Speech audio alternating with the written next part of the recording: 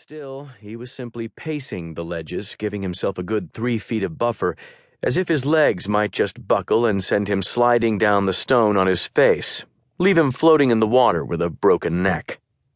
"Pussy," he said, because that was what they'd called him earlier in the day in front of the girls, and it had made him angry enough, almost, to start up the ladder. Instead, he'd used the lonely quarry to defend himself. In retrospect, he probably should have climbed the ladder.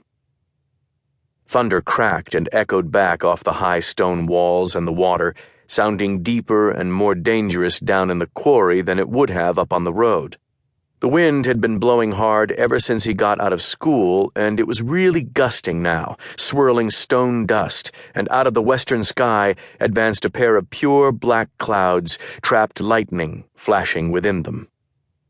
Bad time to be in the water, Jace thought, and then he latched on to that idea because it gave him an excuse not to jump. Wayne Potter is not worth getting electrocuted over. And so he started back, was almost all the way to the hole in the fence before he stopped. Wayne Potter wasn't going away. Come Saturday, he'd be there with his brother, and they'd take Jace out to rooftop and watch him piss down his leg, and they'd laugh their butts off. Then, Wayne would go back to school Monday and tell the story, assuming he hadn't called everyone first. Or worse yet, brought them to watch. What if he brought the girls?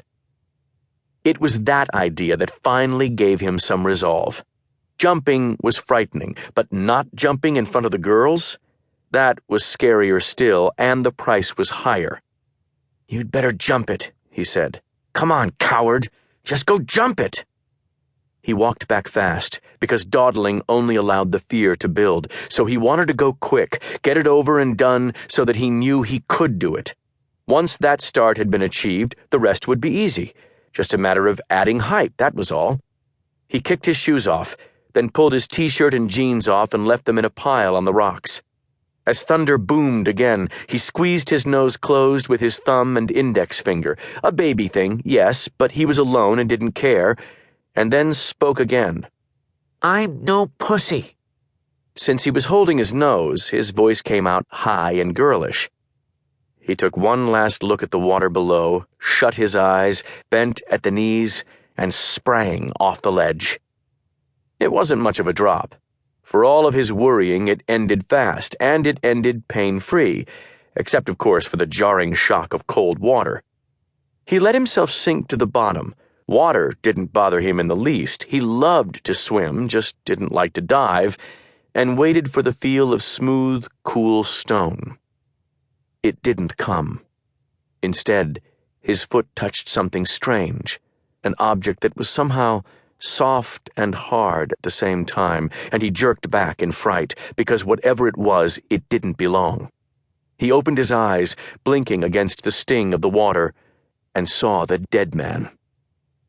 He was sitting almost upright, his back against the stone, his legs stretched out in front of him, head tilted sideways like he was tired.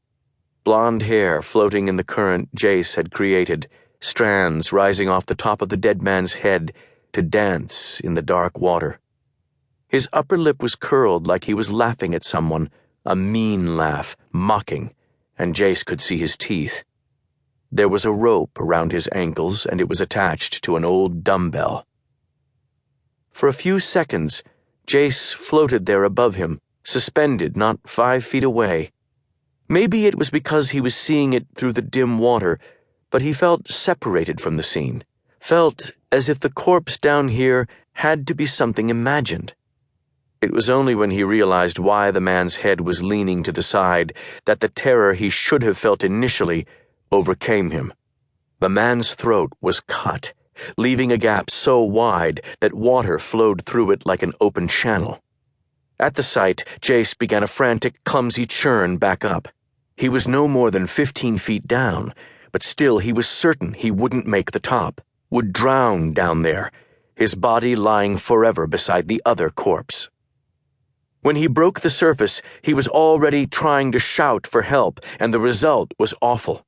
He inhaled water and choked on it and felt as if he'd drown, was unable to get air into his lungs. He finally got